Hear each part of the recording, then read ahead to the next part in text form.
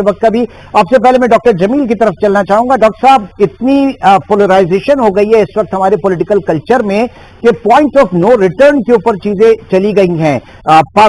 صدر مملکت جو ہیں وہ کہہ رہے ہیں کہ جمہوری طرز عمل اپنائیں, ٹیبل ٹاک کریں, ڈسکشن کریں, ڈائیلاگ کریں, جبکہ جو پارٹی کے لوگ ہیں وہ کہہ رہے ہیں کہ دوبارہ وہاں پر جانا نہیں, اس پارلیمنٹ کے اندر جانا نہیں.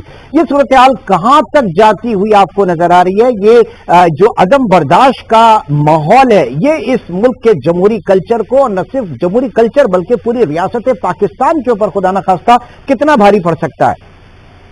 یہ حدت اور حرارت جتنی بڑھ گئی ہے, جو آپ نے ذکر کیا پولرائزیشن کا, یہ کوئی آج کی کہانی نہیں ہے. اس میں کئی دہائیاں لگی ہیں, لیکن پچھلے چند برسوں سے یہ پولرائزیشن یقیناً اس ملک کے لیے خاص اس کا کوئی فائدہ ہونے نہیں لگا, بلکہ نقصان ہی نقصان نظر آتا ہے پولرائزیشن میں.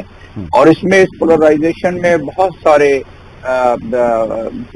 معاملات ہیں, اور بہت سارے اس میں سیاسی محرکات ہیں, بہت ساری سیاسی پارٹیز ہیں, اس کے علاوہ دیگر جماعتیں بھی ہیں جو کہ اس پولرائزیشن میں اپنا حصہ ڈالتی رہی ہیں. اور اس کی وجہ سے, جیسے گزشتہ ماضی میں اس پولرائزیشن کی وجہ سے, افراتفری کی وجہ سے, حدت کی وجہ سے, حرارت کی وجہ سے جو آج ماحول پیدا ہوا ہے, اس قسم کے ماحول میں اگر یہ چند برس پہلے یہ ماحول پیدا ہوتا تو پھر اس وقت کوئی اور منظرنامہ آ جاتا. اور اب بھی جس نہج پر پہنچ چکی ہیں, اس نہج پر پہنچنے کے بعد ایسا معلوم ہوتا ہے کہ پوائنٹ آف نو ریٹرن آتا جا رہا ہے, جو کہ اس ملک کے لیے بڑی بدقسمتی ہے.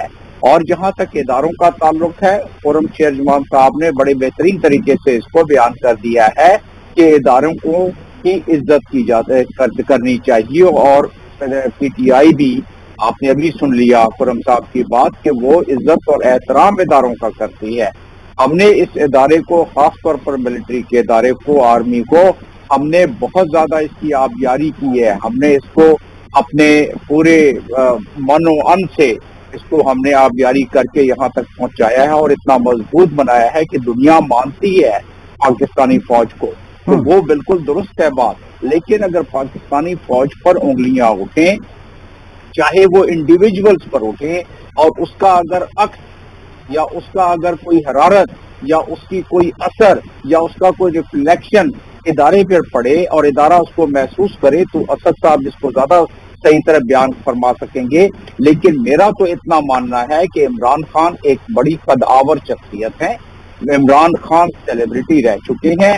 عمران خان پوری دنیا کے لیے اس وقت آپ دیکھیں, بڑے بڑے اخبارات اور دنیا کے سربراہان جسٹس ٹوڈو جیسے لوگ, انہوں نے اپنے اپنے پیغام میں اس کو کنڈیم کیا. اور ہم اپنے دل کی گہرائیوں سے اس قسم کے معاملات کو نہ صرف کنڈیم کرتے ہیں, بلکہ جیسے اعظم سواتی جیسے معاملات ہیں وہ اس ملک کے لیے بھی بڑے خطرناک ہیں, اس ملک میں رہنے والے باقیوں کے لیے بھی بہت خطرناک ہیں.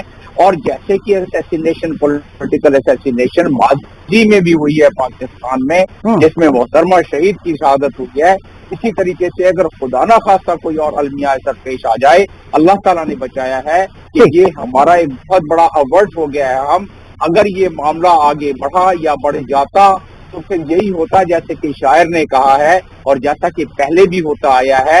اس کو اگر چند اگر اس کو سطروں میں بیان کیا جائے, مصروں میں بیان کیا جائے, تو وہ اس طرح ہے کہ دیوانے کو کیا کہیے, فرزانے کو کیا کہیے, اتنا سا ہے افسانہ, افسانے کو کیا کہیے, اور تلوار کے سائے میں, تلوار کے پہرے میں, اس آنے کو کیا کہیے, اس جانے کو کیا کہیے.